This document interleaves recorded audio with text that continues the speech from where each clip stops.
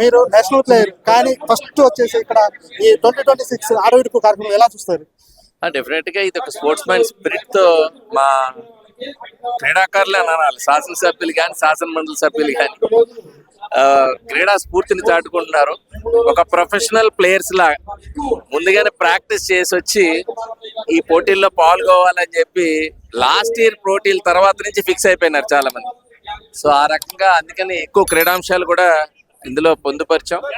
So అందరూ కూడా ఒక స్పిరిట్ తో ఇక్కడ ఆడడానికి వస్తున్నందుకు ఆనందం. సార్ ఇప్పుడు మీరు మీ కాన్స్టిట్యున్సీలో విశాఖ కాన్స్టిట్యున్సీలో ఇప్పుడు ఇలాంటి స్పోర్ట్స్ నిర్మించడానికి ఏమైనా ప్లాన్ చేస్తున్నారా?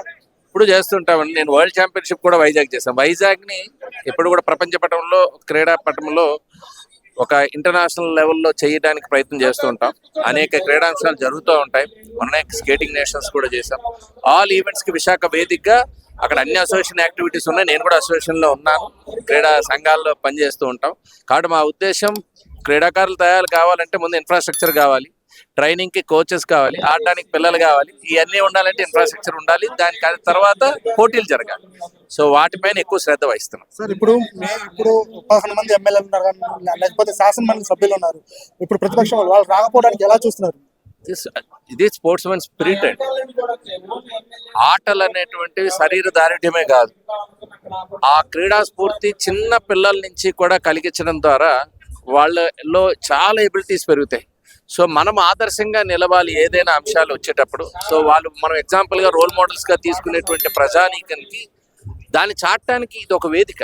సో వాళ్ళందరూ కూడా వచ్చి పార్టిసిపేట్ చేసి ఉండుంటే ఇది రాజకీయాలకు సంబంధించినటువంటి వేదిక కాదు. నిన్న మండలి చైర్మన్ కూడా వచ్చారు. సో దీన్ని అందరూ కూడా ఆ రకంగా చూడాలి. రాష్ట్రంలో రాజకీయాలతో రోజు కూడా మాట్లాడుకునేటువంటి సందర్భాలు చూస్తున్నాం. సో ఇది ఆ వేదిక కాదు. అందుకని ఆట విడుపు అనే పేరు కూడా పెట్టాం. దీనిలో ఏదో పెద్ద ప్లేయర్స్ వచ్చి ఇక్కడ ఏదో పెద్ద భారీ టోర్నమెంట్ అనే కాదు, ఒక మెసేజ్ అనేటువంటిది కింద లెవెల్లో వెళ్ళడానికి ఉపయోగపడుతుంది అనేది.